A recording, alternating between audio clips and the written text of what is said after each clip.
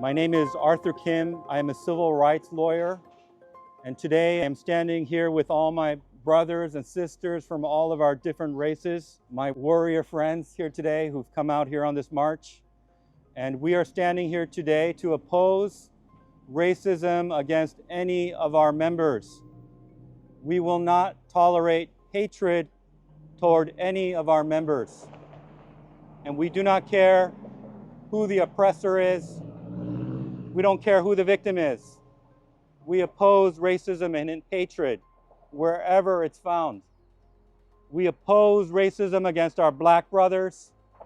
We oppose racism against our Hispanic brothers and sisters. We oppose racism against my people, my Asian peoples. And we oppose racism against our white brothers and sisters. And I know I have a fellow brother who is Native American. I'm going to have to learn what category you fall into, but we oppose any kind of hatred toward our Native American brothers and sisters. If I've left anyone out, I'll learn the next time and I'll do better the next time. No one should show up at work and experience a hostile work environment because of their race. My black brothers should never be called the N-word at work. And my white brothers should not be called a white boy at work.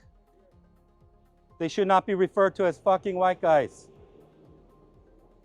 And my Asian brothers, we shouldn't be called chinks or anything else like that. And I'm not going to utter the horrible things that my Hispanic brothers might be subjected to, or my Native American brothers or others. My black brothers should not be subjected to racial profiling. Do you remember Driving While Black? I don't know if any of you remember that. That's a famous form of racial profiling that was very important to us who were fighting for civil rights and liberal causes in general.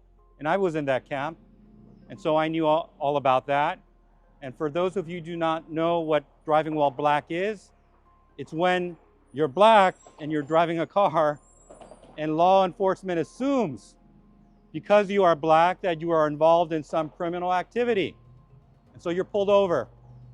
It's racist, it's wrong. We've been fighting against that. And in today's world, we should not be inventing new forms of racial profiling. But that's precisely what the Metropolitan Water District of Southern California is doing. They are inventing new categories of racism. My white brothers, for the first time, are experiencing racism. Welcome to the club, okay? We can all be family now.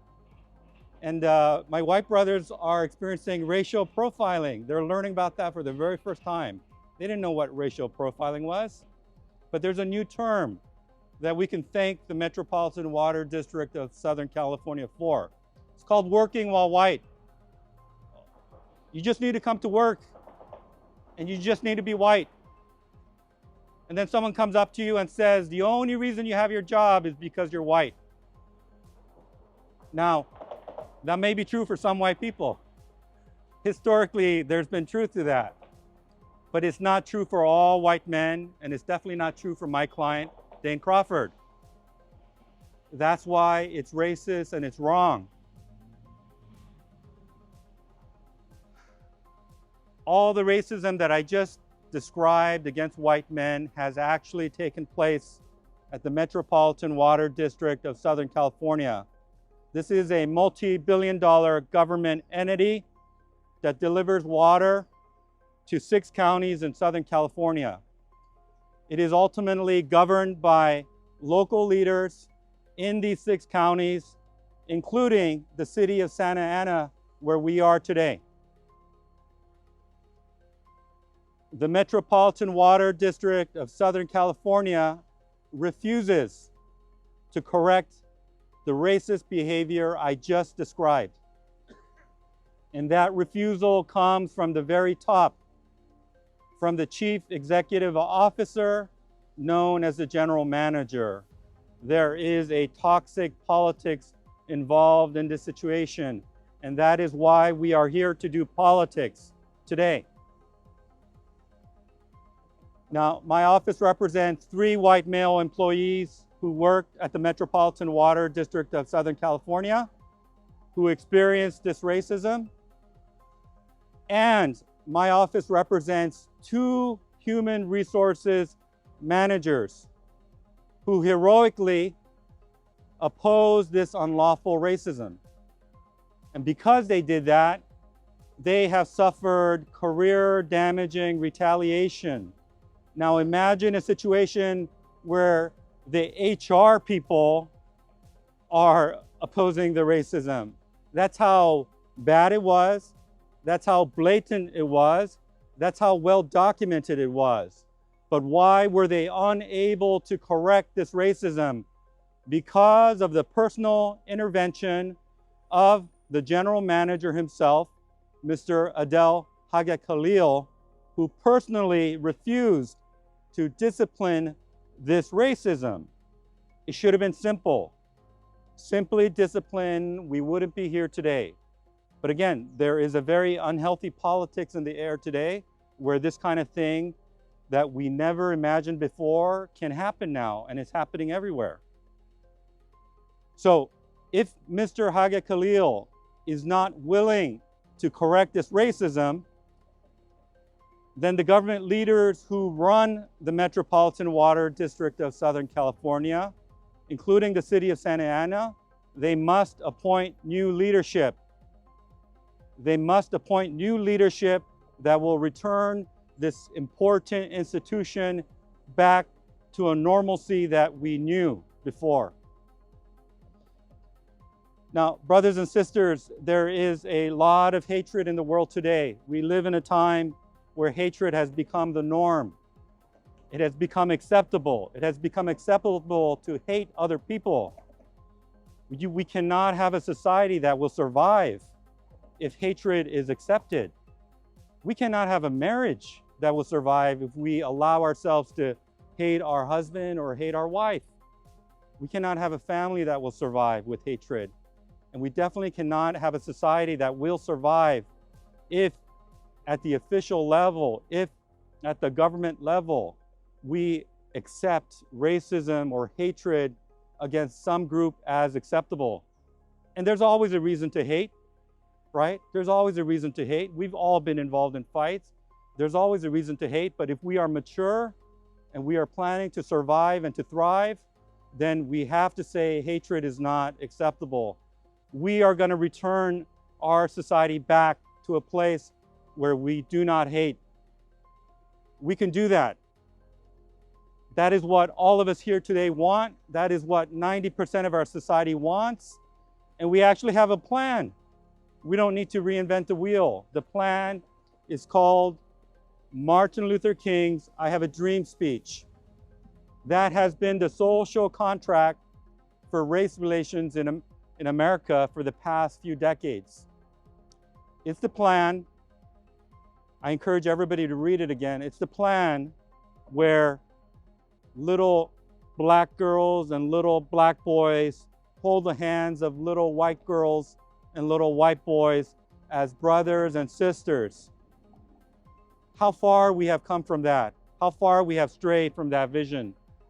Dr. King admonished us not to seek justice with hatred or in a spirit of vengeance.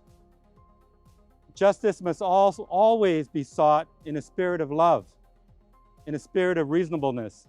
And that is the ethos of the court system where I practice. We must return to that.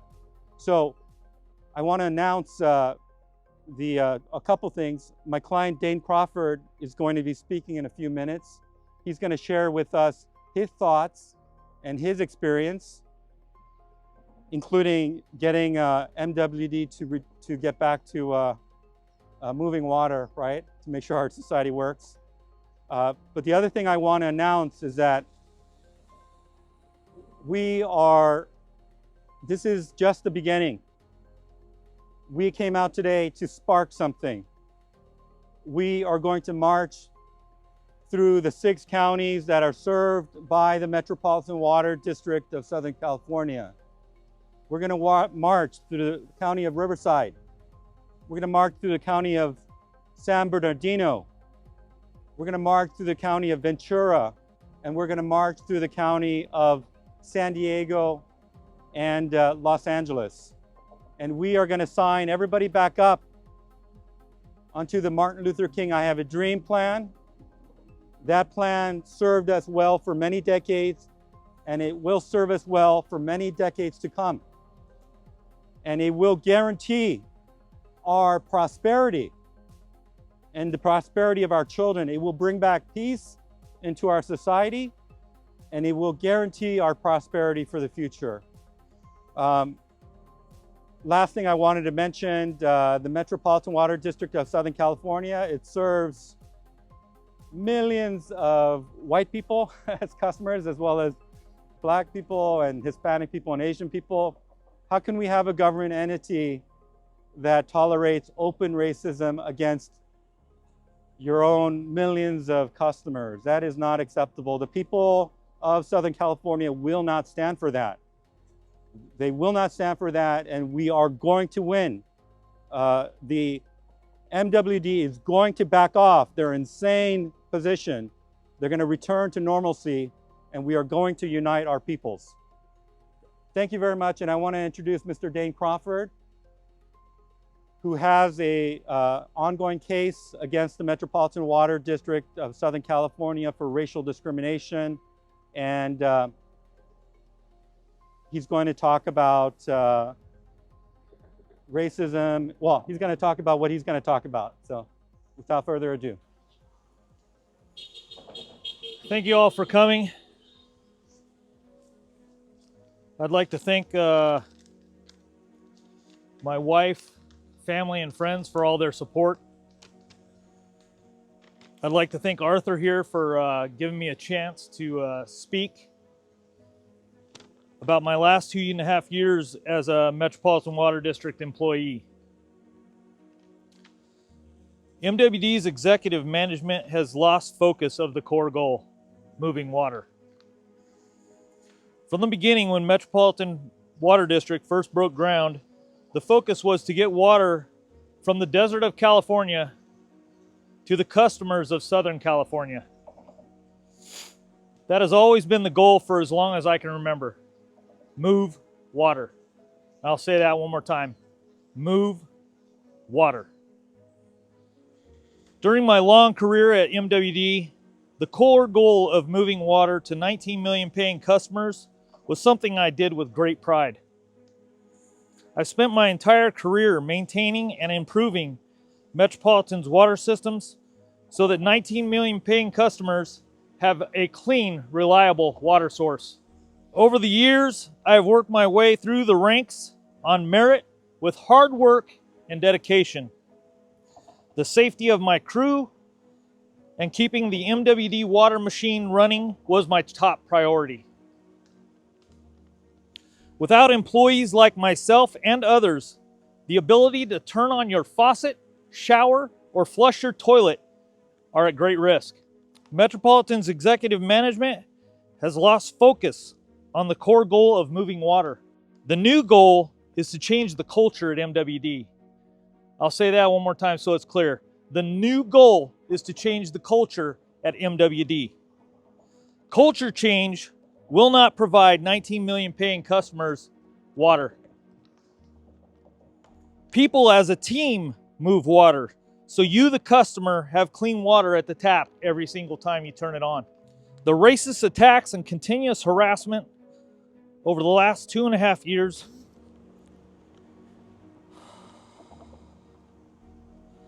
has deeply affected myself and my family. It has displaced many loyal employees within the MWD, including veteran employees with vast experience and knowledge. The disastrous decisions have impacted MWD and will continue with policies not being followed from the top down. MWD's executive management has created an unsafe work environment for white males like myself and others. By not following protocol and policy used for decades, I'm going to say that one more time. By not following protocol and policies used for decades, puts all employees at risk. We are one is the CEO's slogan. This statement is not true. The CEO is one, and if you don't follow the agenda, you're a target. Finally, being able to speak about this issue, my hope is that the board, people I have worked with for years, hand in hand for years, and the public understand the gravity of this discrimination. We can all work together to stop all discrimination. I'll say that one more time so it's real clear. Stop all discrimination. Thank you very much for your time.